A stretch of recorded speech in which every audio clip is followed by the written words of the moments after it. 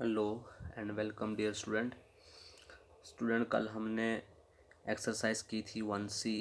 तो 1C के question maximum हो गए थे, शायद एक क्वेश्चन बचता था, वो बिल्कुल इजी है, वो आप लोग खुद कर सकते हैं, ठीक है ना स्टूडेंट। तो उसके बाद एक्सरसाइज जो तुम्हारी 1D है वो तुम्हारे सिलेबस में नहीं है, मतलब अलजेब्रा ऑफ सब स्पेसेस हमने नहीं पढ़ने हैं, ठीक है ना, वो आपके सिलेबस में नहीं है।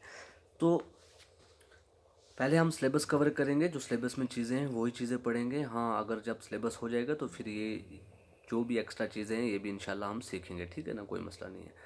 तो अब जो नेक्स्ट एक्सरसाइज है 1E, 1D तो नहीं है सिलेबस में, लेकिन जो 1E है वो तुम्हारे सिलेबस में है। अब 1E के कुछ 1E एक्सरसाइज जिन टॉपिक पे बेस्ड है उन टॉपिक का नाम है linear independence and linear dependence of A vector, मतलब ऑफ ए वेक्टर स्पेस। तो वेक्टर स्पेस के लिए मतलब कोई भी वेक्टर दिया होगा, ठीक है ना, है तो वेक्टर स्पेस में ही है ना, सारे पढ़ रहे हैं हम वेक्टर स्पेस ही पढ़ रहे हैं, ठीक है ना। यूनिट पहला है वो पूरा वेक्टर स्पेस ही है। तो उसी वेक्टर स्पेस में जब हम वेक्टर लेते हैं फिर उनका लीनियर कम्बिनेशन हमने पढ़ा कल के लेक्चर में। अब लीनियर कम्बिनेशन के बाद जो आपके सिलेबस में टॉपिक है वो है linear independent and linear dependent of A vector. तो अब लीनियर इंडिपेंडेंट क्या है और लीनियर डिपेंडेंट क्या चीज़ है, तो सबसे पहले ये चीज़ समझेंगे आप, तो एक्सरसाइज के क्वेश्चन बिल्कुल आपको आसान हो जाएंगे, ठीक है ना। तो आपको बेसिक मुद्दा समझना है कि एक्सरसाइज जिन टॉपिक पे बेस्ड है वो टॉपिक एक्चुअल में क्या है। अगर आपको ये चीज़ समझ आ जाएगी तो आप क्वेश्चन कोई भी होगा एक्सरसाइज का आप आराम से कर लेंगे, ठीक है, इजीली, कोई परेशान नहीं होने की बात। अब देखिए स्टूडेंट, सबसे पहले लीनियर इंडिपेंडेंस। अब सबसे पहले हम देखिए लीनियर डिपेंडेंट से पहले हम ये चीज़ सीखेंगे, क्योंकि लीनियर इंडिपेंडेंस अगर समझ आ गया तो वो आपको डायरेक्ट उसकी डेफिनेशन लिखने की ज़रूरत नहीं पड़ेगी, वो आपको ऑटोमेटिक ही समझ आ जाएगा, ठीक है ना। तो पहली बात है लीनियर इंडिपेंडेंस क्या चीज़ है, मतलब linear independent of A vector क्या चीज़ है, क्या होता है, ठीक है ना। अब आपने लीनियर कम्बिनेशन पढ़ा है, ठीक है। अब मैं उसी का यूज़ करूँगा। मान लेते हैं लीनियर इंडिपेंडेंट क्या है, मान लेते हैं क्या कि लेट वी आवर एफ क्या है, बी द वेक्टर स्पेस, ठीक स्टूडेंट। मान लेते हैं वी ओवर एफ क्या है, तुम्हारा वेक्टर स्पेस है। एंड एस एक ऐसा सेट है जिसके अंदर ये वाले एलिमेंट हैं, कौन से, V1 V2 V3, या आप ऐसे भी लिख सकते हो V एक ऐसा वेक्टर ले रहा हूँ मैं, एक ऐसा सेट ले रहा हूँ जिसके अंदर इस तरीके के वेक्टर्स हैं, मतलब V1 V2 V3 up to, मतलब finite number of up to Vn, ठीक student. V are finite set of vector, एक मान लेते हैं V over F vector space है, वी तुम्हारा एक फाइनाइट वेक्टर है, ठीक। वेक्टर किसका है, ये फाइनाइट वेक्टर किसका है, इस vector space V over F का ही है। और उस टाइम हम इन्हें V1 V2 V3 को लीनियरली इंडिपेंडेंट तब बोलेंगे अगर इनके लिए कोई भी स्केलर मान लेते हैं, if for scalar alpha 1 alpha 2 up to alpha n belongs to f such that alpha 1 v1 plus alpha 2 v2 plus alpha 3 v3 plus alpha n vn equal to 0। इस चीज़ का क्या मतलब है कि लीनियर इंडिपेंडेंट क्या है भाई, अगर मान लेते हैं कोई भी तुमने एक वेक्टर ले लिया, ठीक है, एक vector finite set of vector लिया आपने, और फॉर स्केलर के लिए अल्फ़ा 1 अल्फ़ा 2 और अल्फ़ा एन मैंने स्केलर लिए फील्ड से। जब हम इन स्केलर के साथ इन वेक्टर का लीनियर कम्बिनेशन करें तो रिजल्ट क्या है तुम्हारा, equal to zero. It means, इसका मतलब ये है कि इफ़ दिस सम्प्लाइज, अगर क्या हो alpha 1 equal to alpha 2 equal to alpha n equal to zero, अगर सारे के सारे अल्फाज, मतलब अल्फ़ा 1 अल्फ़ा 2 अल्फ़ा एन जो भी ये स्केलर लिए हमने, अगर उनकी वैल्यूज सारों की वैल्यू ज़ीरो आ जाए तो तब हम बोलेंगे ये गिवन वेक्टर जो है, सेट ऑफ वेक्टर जो भी लिया हुआ वो क्या है, लीनियर इंडिपेंडेंस है। अगर उनमें से एटलीस्ट किसी एक की भी वैल्यू, मतलब या तो अल्फ़ा 1 या अल्फ़ा 2 या कुछ भी, अगर एक की भी, एक अल्फ़ा की भी अगर वैल्यू नॉन ज़ीरो आ गई तो वो वेक्टर क्या कहलाएगा, लीनियरली डिपेंडेंस वेक्टर कहलाएगा। ठीक है ना स्टूडेंट, आई होप आपको समझ आया होगा कि कोई भी हम वेक्टर, ठीक है ना, कोई भी हम वेक्टर ले लेते हैं। सपोज मैंने वेक्टर लिया v1 v2 v3, एक सेट ऑफ वेक्टर लिया, फाइनाइट सेट ऑफ वेक्टर लिया। जब इन फाइनाइट सेट ऑफ वेक्टर को मैं कम्बिनेट करूँगा विद स्केलर के साथ, जब कम्बिनेट स्केलर के साथ करने से हमें रिजल्ट क्या मिले, अगर अल्फ़ा 1 की वैल्यू, अल्फ़ा 2 की वैल्यू, मतलब सारे स्केलर्स जो भी हैं उनकी वैल्यू अगर 0 मिल जाए तो तब हम उस वेक्टर को बोलेंगे ये क्या है, लीनियरली इंडिपेंडेंट वेक्टर है। अदरवाइज अगर उनमें से कोई एक भी ऐसा मिल जाए जो नॉन ज़ीरो है तो वो कहलाएगा लीनियरली डिपेंडेंट। मतलब कहने का मतलब, आप एग्जांपल लेकर समझते हैं कि कैसे होता है ये। तो देखिए आपको डेफिनेशन समझ आ गई होगी। अब हम एग्जांपल लेते हैं। सपोज मान लेते हैं v1 में, आपकी बुक से ही एग्जांपल ले रहा हूँ। मान लेते हैं v1 वेक्टर इस प्रकार का है 2 3 4, ठीक है। v2 है तुम्हारा 1 0 0 1 0 0, v3 तुम्हारा है 0 1 0 0 1 0, ठीक है स्टूडेंट। एंड v4 तुम्हारा है क्या, 0 0 1। अब ये क्या है, v1 v2 v3 v4, ये एक v के सेट है। जैसे मैंने अभी डेफिनेशन में बोला कि v के अंदर क्या है, v1 v2 up to finite है, तो ये भी तो फाइनाइट है ना, v1 v2 v3 v4 ये भी फाइनाइट है। तो इट मीन्स v के अंदर क्या है, v के अंदर है v1 v2 v3 v4, ये एक v सेट लिया हुआ है, ठीक है ना, सेट ऑफ वेक्टर्स। अब हमें ये ले लिया सेट ऑफ वेक्टर। अब हम देखते हैं कि क्या इन वेक्टर्स के लिए अल्फाज की वैल्यू, अल्फ़ा की वैल्यू और अल्फाज ज़ीरो आता है कि नहीं। अगर ज़ीरो होगा तो वो लीनियरली इंडिपेंडेंस कहलाएगा, अगर नॉन ज़ीरो होगा तो वो लीनियरली इंडिपेंडेंट कहलाएगा, ठीक है ना स्टूडेंट। अब मान लेते हैं सपोज़ जब हम इनको अल्फाज के साथ, भाई जब इनको मैं कंपेयर करूँगा ना किसके साथ, जब इनका लीनियर कम्बिनेशन बनाऊँगा इनके साथ, ये 2 3 4 1 0 ये वेक्टर दिए गए हैं, जब अल्फ़ा के साथ लीनियर कम्बिनेशन बनाऊँगा तो ऐसा आएगा।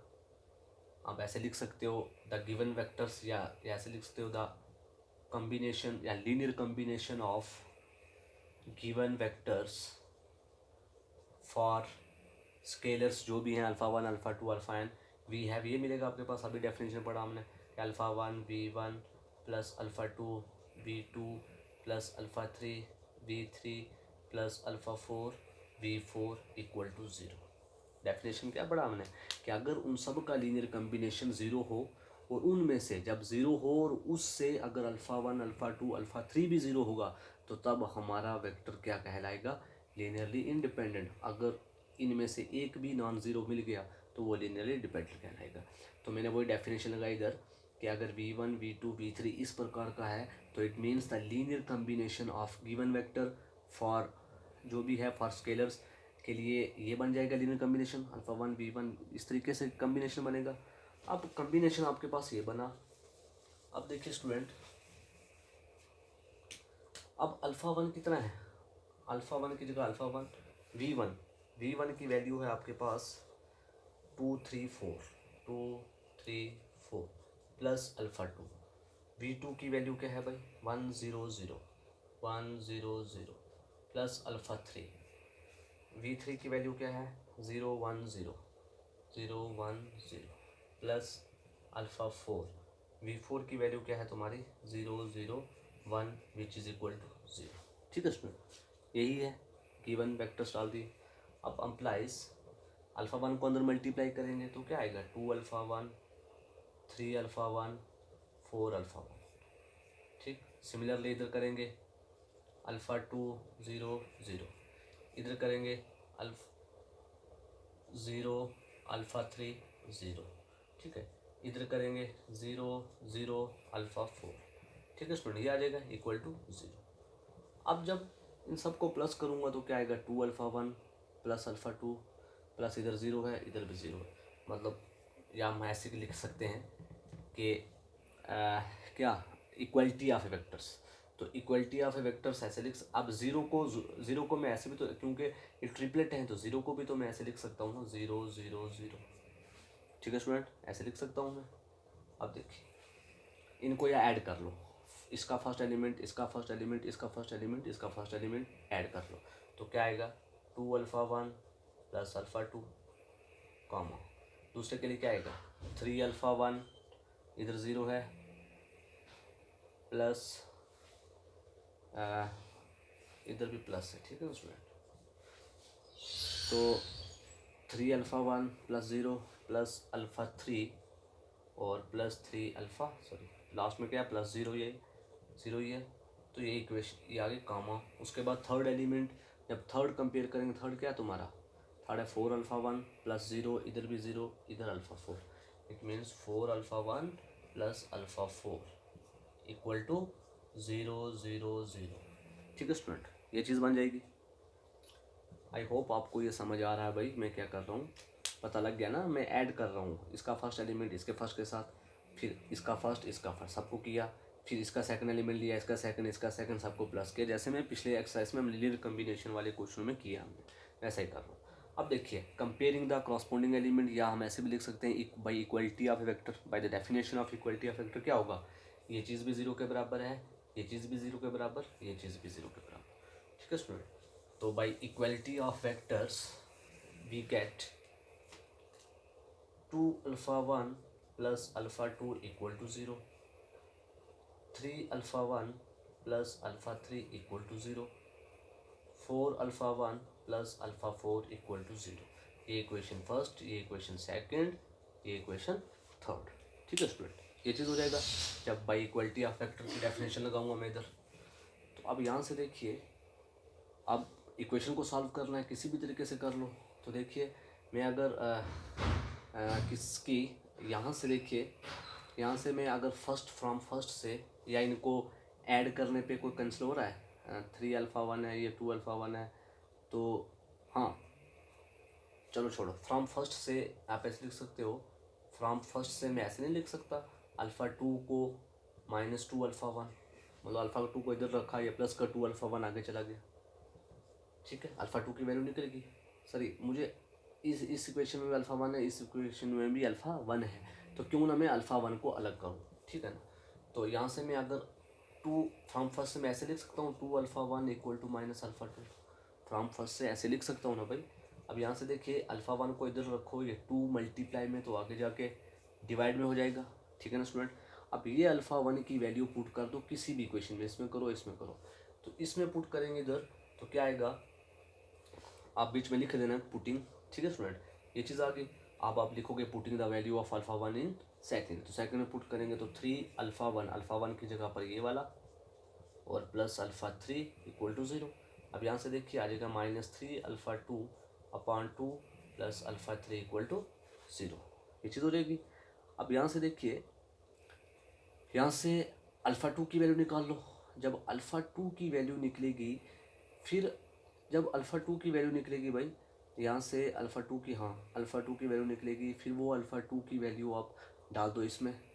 अब इसमें डालोगे तो इधर अल्फ़ा 1 है, तो अल्फ़ा 1 किसके बराबर है, माइनस अल्फ़ा 2 अपॉन 2 के बराबर, ठीक है ना। तो इनको जब हम सॉल्व करेंगे ना भाई, अब टाइम नहीं है मुझे इधर सॉल्व करने का, आप लोग सॉल्व करेंगे इसको, ठीक है। सॉल्व करना आ गया ना, आपको समझ आ गई ऐसे इक्वेशन बनेगी, तो फिर सॉल्व करेंगे किसी भी मेथड से, बाय द एलिमिनेशन मेथड करो या कोई भी मेथड लगाकर सॉल्व करो, तो आपके पास ये मिलेगा भाई कि अल्फ़ा 1 की वैल्यू जो है वो आपके पास आ जाएगी 1, अल्फ़ा 1 की वैल्यू निकलेगी 1, कुछ भी निकल सकती है, ठीक है ना, ज़रूरी नहीं 1 निकलेगी। अब ये 1 तभी निकल रही है क्योंकि इन्होंने जो स्केलर्स हैं वो अपनी मर्ज़ी से चूज़ किए हुए हैं बुक में, ठीक है ना। तो यहाँ से आपके पास क्या होगा, किसी एक की वैल्यू, या अल्फ़ा 1 की, या अल्फ़ा 2 की, या अल्फ़ा 3 की, किसी एक की वैल्यू देखना नॉन ज़ीरो आएगी, किसी एक की ज़रूर आएगी। तो जब भी कभी किसी एक की भी नॉन ज़ीरो आ गई, तो हम बोलेंगे hence V1 V2 V3 V4 are linearly dependent, क्योंकि एक की भी ज़ीरो हुई तो लीनियर डिपेंडेंट होगा। तो सिमिलरली लीनियर इंडिपेंडेंट के लिए भी एग्जांपल आपको दे रखी है एग्ज़ाम में, तो इधर सारी बुक में दे रखी है एग्जांपल। लीनियरली इंडिपेंडेंट कैसे चेक करते हैं, आपको समझ आ गई कि कैसे चेक करते हैं, बस इसी तरीके से आप लीनियरली इंडिपेंडेंट भी चेक कर सकते हो। तो आई होप आपको समझ आया होगा डियर स्टूडेंट। अब एक्सरसाइज पे चलते हैं स्टूडेंट। देखिए स्टूडेंट, ये है तुम्हारी एक्सरसाइज 1 सी 1C का क्वेश्चन नंबर क्या है 1C का पहला क्वेश्चन कह रहा है कि if V is a linear combination of V1 V2 Vn then show that V अगर तुम्हारा लीनियर कम्बिनेशन है इसके साथ, then show that V1 V2 Vn और V are linear dependent vector. तो अब हमें शो करना है कि ये जितने भी वेक्टर्स हैं और ये खुद V वेक्टर जो है ये क्या है, लीनियर डिपेंडेंट, ये हमने शो करना है। ठीक है ना स्टूडेंट। अब जैसे हमने पीछे बताते थे उनका लीनियर कम्बिनेशन लेते थे alpha 1 alpha 2 alpha 1 V1 plus alpha 2 V2 up to n equal to zero क्यों ले रहे थे, क्योंकि जो V वेक्टर होता है ना इसमें, तो वो लीनियर डिपेंडेंट या लीनियरली इंडिपेंडेंट चेक करने के लिए जो ये V वेक्टर होता है ये क्या होता है, ज़ीरो। इसलिए हम V को ऐसे लिखते हैं ना alpha 1 V1 plus alpha 2 linear as a linear combination. तो इट मीन्स लीनियर डिपेंडेंट और लीनियर इंडिपेंडेंट वैल्यू चेक करने के लिए ये वेक्टर जो है वो ज़ीरो होता है, ज़ीरो वेक्टर कहलाता है, तभी जाके उनका लीनियर कम्बिनेशन से हम वैल्यू निकाल पाते हैं। ठीक है ना स्टूडेंट। तो या आप ऐसे भी सोच सकते हो, ज़रूरी नहीं है कि वो V ज़ीरो हो। ठीक है ना स्टूडेंट। अब ज़रूरी भी नहीं है कि वो ज़ीरो हो, वो V कुछ भी हो सकता है, नॉन ज़ीरो भी हो सकता है, लेकिन by the definition of linear combination आप याद रखें। ठीक, कि लीनियर कम्बिनेशन की डेफिनेशन ही हम यही कहती है। तो लीनियर कम्बिनेशन की डेफिनेशन लगाकर जब हम अल्फाज की वैल्यूज़ या बीटा जो भी लिया हुआ स्केलर उनकी वैल्यू निकालेंगे तो वो वैल्यू पे डिपेंड करता है कि लीनियर डिपेंडेंट कहाँ पे होगा, लीनियर इंडिपेंडेंट कहाँ पे होगा। अब इधर ये जर्नल क्वेश्चन लिया, जर्नल फॉर्म ली हुई है, इधर कोई वेक्टर वगैरह नहीं लिए हुए, मतलब नंबर्स में नहीं लिए 1 2 3 है, इधर जर्नल कह रहा है कि अगर V तुम्हारा लीनियर कम्बिनेशन ऑफ ये गिवन वेक्टर है तब हमें शो करना है कि V2 Vn V क्या है, लीनियर डिपेंडेंट। लीनियर डिपेंडेंट का मतलब ये है कि उनमें से किसी एक स्केलर की वैल्यू जो है वो नॉन ज़ीरो होगी। तो जब भी किसी एक स्केलर की वैल्यू नॉन ज़ीरो आ जाएगी तो तुरंत आपने कह देना है कि ये क्या है, लीनियर डिपेंडेंट वेक्टर्स है। ठीक है स्टूडेंट। तो इसको किस तरीके से करना है, तो देखिए सोल्यूशन। अब देखिए गिवन आपके पास दे रखा है कि V क्या है तुम्हारा, लीनियर कम्बिनेशन ऑफ V। भाई गिवन ये है ना, given V is a linear combination of this, तो हम लिखेंगे given V is a linear combination of V1 V2 Vn। ठीक है स्टूडेंट, ये चीज़। अब अगर ये लीनियर कम्बिनेशन है तो इट मीन्स कोई स्केलर एग्जिस्ट करेंगे, तो this implies there exist scalars. कौन से स्केलर एग्जिस्ट करेंगे, alpha 1 alpha 2 to to alpha n। ठीक है student, up to alpha n, क्योंकि फाइनाइट नंबर ऑफ वेक्टर हैं तो स्केलर भी फाइनाइट नंबर ही होंगे। ठीक है, स्केलर भी फाइनाइट होंगे। ठीक है ना स्टूडेंट। तो गिवन V तुम्हारा लीनियर कम्बिनेशन ऑफ वेक्टर है, और अगर ये लीनियर कम्बिनेशन तो इट मीन्स कोई स्केलर एग्जिस्ट करेंगे सच दैट वो इस तरीके के होंगे। ठीक है ना स्टूडेंट। अब देयरफॉर फिर उसने ये कहा है, देयरफॉर अगर स्केलर एग्जिस्ट करेंगे तो इसका मतलब ये है कि V जो है वो तुम्हारा किसके बराबर हो जाएगा, alpha 1 V1 plus alpha 2 V2 plus plus plus alpha n Vn हो जाएगा। ठीक है ना स्टूडेंट। तब अगर भाई यही होगा ना कि अगर V तुम्हारा लीनियर कम्बिनेशन है तो स्केलर एग्जिस्ट कर रहे हैं, तो अगर लीनियर कम्बिनेशन है तो इट मीन्स V जो है, अगर लीनियर कम्बिनेशन है तो इट मीन्स V को इस फॉर्म्स में लिख सकते हैं हमें। भाई अगर लीनियर कम्बिनेशन है, वो क्या पहले से गिवन दे रखा है, तो इट मीन्स ये चीज़ ऐसे होगी। ठीक है ना स्टूडेंट। अब यहाँ से देखिए दिस इम्प्लाइज, अगर मैं इस प्लस V को इधर ले जाऊँ तो माइनस V हो जाएगा, इधर क्या बचेगा, ज़ीरो। तो इट मीन्स मैं इसको सीधा करके ऐसे लिख सकता हूँ, this implies alpha 1 V1 plus alpha 2 V2 plus plus plus alpha n Vn, ये प्लस का V आगे चला गया, माइनस का V इक्वल टू ज़ीरो आ गया। ठीक है ना स्टूडेंट। अब ये चीज़ आई। अब यहाँ से देखिए, क्या मैं इसको फर्दर ऐसे नहीं लिख सकता, दिस इम्प्लाइज, क्योंकि मुझे क्या चाहिए, लीनियर कम्बिनेशन में सारों जगहों पे प्लस चाहिए, माइनस नहीं चाहिए। तो जो ही माइनस आया हमें तुरंत यहाँ से क्लियर हो रहा है, क्या हो रहा है देखिए, alpha 1 V1 plus alpha 2 V2 plus plus plus alpha n Vn। क्या इसको मैं ऐसे नहीं लिख सकता, इस माइनस की जगह पर मैं अगर अल्फ़ा रख दूँ, क्योंकि सारे स्केलर कैसे हैं, अल्फाज की फॉर्म में है ना स्केलर, मतलब V1 के लिए अल्फ़ा 1 है, V2 के लिए अल्फ़ा 2 है, Vn के लिए स्केलर क्या है, Vn। सिमिलरली V के लिए V भी तो वेक्टर है भाई, V1 भी वेक्टर है, ये भी वेक्टर है, ये भी वेक्टर, V खुद भी तो वेक्टर है। अगर इन वेक्टर के लिए अल्फ़ा 1 अल्फ़ा 2 अल्फ़ा n है तो इट मीन्स इस वेक्टर के लिए भी अल्फ़ा स्केलर ले सकते हैं हम। तो इट मीन्स अगर जो भी इधर मैं स्केलर चूज़ करूँगा वो क्या होगा, माइनस टाइम अल्फ़ा होगा। तो इट मीन्स अगर मैं अल्फ़ा मतलब अल्फ़ा की वैल्यू अगर मतलब मैं इस मतलब वी के साथ स्केलर क्या रख दूँ, माइनस अल्फ़ा रख दूँ, तो जब भी माइनस अल्फ़ा रखूँगा तो माइनस माइनस प्लस होगा, तो इट मीन्स इधर आ जाएगा plus alpha V equal to zero. आप आगे लिख सकते हो वेयर अल्फ़ा जो है वो किसके बराबर है, -1 के बराबर। ठीक है ना स्टूडेंट, क्योंकि अल्फ़ा -1 होगा तब भी ये चीज़ बनेगी भाई, -v है ना, तो -v कब बनेगा, जब अल्फ़ा -1 होगा तब। तो इसलिए मैंने ये पूरा लीनियर कम्बिनेशन बनाने के लिए मैंने क्या किया, अल्फ़ा की वैल्यू -1 रख दी, तो इधर मैंने लिख दिया कि अल्फ़ा v, इसके लिए भी एक स्केलर एग्जिस्ट कर गया। अब ये ऐसा क्यों किया मैंने, क्योंकि यहाँ से हमें क्लियर हो रहा है, क्योंकि जब हम cross comparing the corresponding element करते हैं तो ये भी ज़ीरो हो जाएगा, ये भी यहाँ से मतलब निकलेंगे ना। इसी तरीके से ये भी तो एक वेक्टर है अल्फ़ा वी, जब अल्फ़ा वी ज़ीरो होगा, जब यहाँ से देखिए भाई, हाँ यहाँ से एक चीज़ और, यहाँ से ये क्लियर हुआ, इस माइनस साइन से ये क्लियर हुआ मतलब इस v को जब मैं आगे ले गया और आगे ले जाने के बाद मुझे ये क्लियर हुआ यहाँ से कि अल्फ़ा की वैल्यू मैंने क्या चूज़ की, -1। अब -1 क्या है, नॉन ज़ीरो होता है ना भाई, -1 क्या होता है, नॉन ज़ीरो। तो मैंने कहा था कि अगर उन स्केलर में से कोई एक भी अगर नॉन ज़ीरो आ जाए तो वो क्या कहलाएगा, लीनियर डिपेंडेंट कहलाएगा। तो इट मीन्स अल्फ़ा की वैल्यू -1 आ गई, इज़ नॉन ज़ीरो, तो therefore there exist scalar alpha 1 alpha 2 alpha N और साथ में अल्फ़ा बी, ये क्या है, not all zero, such that कि ये सारे के सारे ज़ीरो नहीं हैं, मतलब सारे ज़ीरो नहीं है। क्यों नहीं ज़ीरो, क्योंकि अल्फ़ा की वैल्यू क्या आ रही है, -1। क्योंकि जैसे हमने अभी इधर रखा कि ये v1 v2 vn v check करना है, ये v भी साथ में, ये सारे चेक करने हैं कि लीनियर डिपेंडेंट है कि नहीं, तो v को भी चेक करना था, इसलिए मैंने इस v का यूज़ किया इधर, और यहाँ से यूज़ करते हुए मुझे अल्फ़ा की वैल्यू -1 मिली जो कि नॉन ज़ीरो है। तो इट मीन्स हम बोलेंगे this implies v1 v2 vn comma v are linear dependent vectors. I hope आपको समझ आ गया होगा स्टूडेंट। ये जर्नल एग्जांपल थी पहली एक्सरसाइज का, पहला मतलब इस 1E एक्सरसाइज का पहला ही क्वेश्चन ऐसा ही था, तो जर्नल फॉर्म थी, आपको समझ आ गया। अब आगे जो क्वेश्चन है वो न्यूमेरिकल फॉर्म में है, मतलब नंबर्स वेक्टर्स की जगह नंबर दिए हुए होंगे और उन्हें आप चेक करना है कि लीनियर डिपेंडेंट और इंडिपेंडेंट चेक करना है। तो आई होप आपको अब लीनियर डिपेंडेंट और इंडिपेंडेंट निकालने का तरीका समझ आ गया होगा स्टूडेंट। तो ओके स्टूडेंट, थैंक यू, आज के लिए इतना रखते हैं, तो इंशाल्लाह कल के लेक्चर में देखते हैं आगे क्या है। ठीक है ना स्टूडेंट, तो ओके, थैंक यू।